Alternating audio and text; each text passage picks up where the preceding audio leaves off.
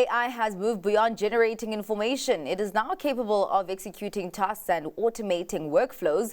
This shift, known as prompt to action, represents a significant opportunity for business leaders to transform their operations.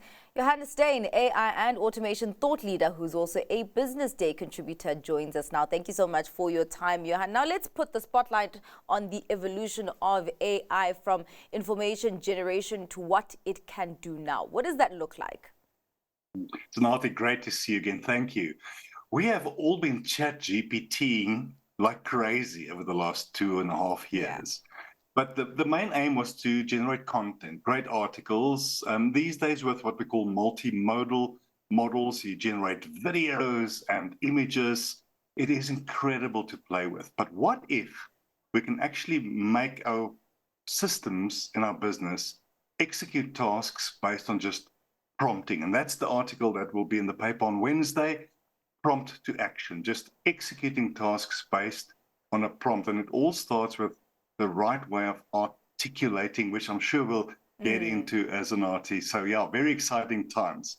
Executing tasks on prompt. What exactly does that look like, and how can individuals and businesses use this to further their objectives?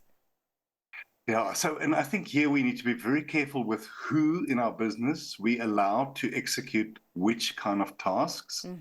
But if you think of IoT or the Internet of Things, well, these days we're actually talking about edge computing, security cameras, managing your air conditioning, access control, etc. What if I, as a business owner, can actually change how access is being controlled through just a prompt, like I would do in ChatGPT? So, for instance, I might say, if the security cameras or the facial recognition picks up that somebody's wearing a motorcycle helmet, lock the doors immediately. That is probably somebody we need to stop, and the security people need to check them first. The same is true if you think of bank branches or any building, or since the heat, like now in Joburg, is so hot, just prompt it without programming skills. And I think that's the key.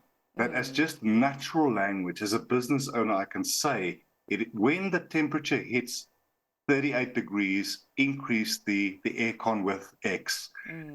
If you think of supply chain, how you can instruct the artificial intelligence through prompting and not necessarily programming skills. I think that's the age we're moving into now.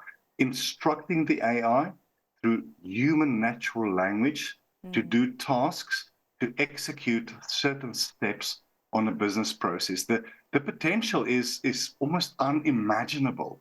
Most business leaders I deal with are still struggling just to prompt ChatGPT. They don't even know how to do it. But imagine you can execute tasks on bringing in business efficiency without being a programmer and just a normal business executive that's not technical, and you tell it what to do and it does it. I think that's the art of the possible conversation we're having here. Well, I mean, you're talking about, using this prompt to action to kind of boost the business operations efficiency. But also there are two sides to the coin. You spoke earlier on about the fact that you need to be aware of who is able to execute these tasks. Talk to me about the challenges then of prompt to action that could come about. Yes, listen, you don't want to open it up for all the cowboys in your business. Yeah.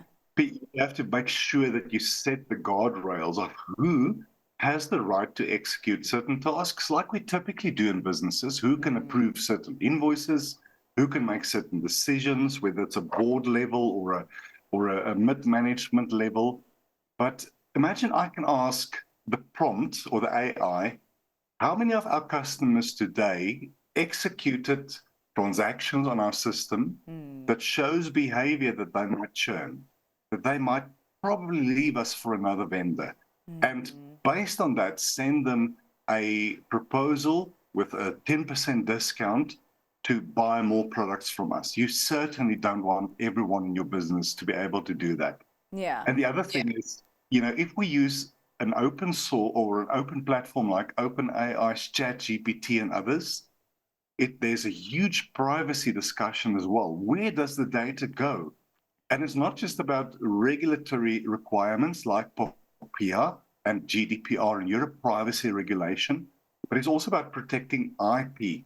And there, my advice to the customers I deal with is make sure that you use what we call API calls to ChatGPT. In other words, it's a secure call to access that information and to actually use their technology, which you will pay for, to generate this natural language understanding. But before anyone just jumps on this prompt to action bandwagon, you have to really think it through, and you have to make sure that your strategy is aligned to regulation, but also to your business kind of ideals. So don't just plug it in and start AIing. There's a lot of work to be done before you do it, but when you do it, the potential is immense. Well, that's the thing. You're talking about the work that you have to do. I mean, what do businesses need to do to adapt to this rapidly evolving AI landscape?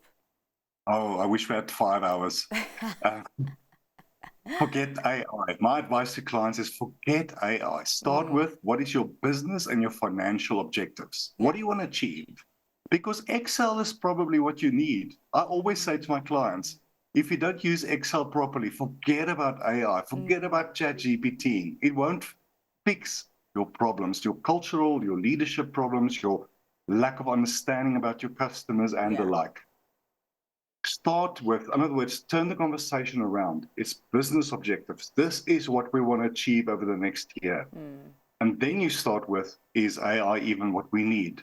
Is it Excel? Is it just basic process automation?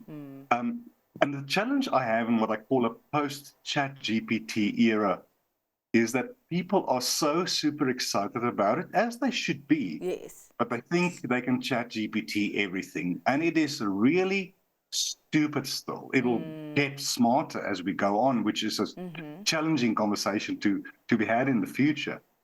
It will not replace your business experience, your knowledge about your customers, the things that we do well as humans, as Andy. So I would say, forget the AI. What do you want to achieve?